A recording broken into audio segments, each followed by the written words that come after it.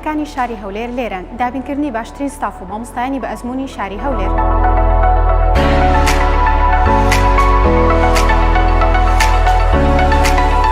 لەبیر مەکە لێرە خوێندنی کوڕوکت بەجیایە ئەنجامدانی تاقیکردنەوەی هەفتانە و مانگانە لەسەر شێوازی ویزاری.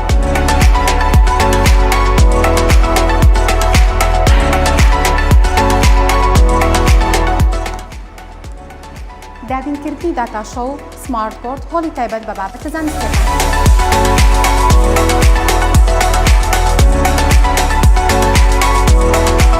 لە ئامادەییەکەمان کافتریا و هۆڵی وەرشی کوڕان و کچان بەجیا دەبێت.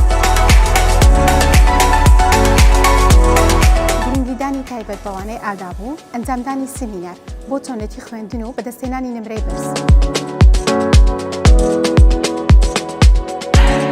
چاودێریکردنی تایبەتی قوتابیانمان لەلایەن ستافێکی تایبەت لە قوتابخانە و لە ماڵەوەش. لە کلێڤەر باشترین هۆیەکانی هاتوچۆ دابین کراوە بۆ گشتگەڕەکەکانی شاری هەولێر لە ژێر چاودێری وردی کارگێڕی قوتابخانەکەمان.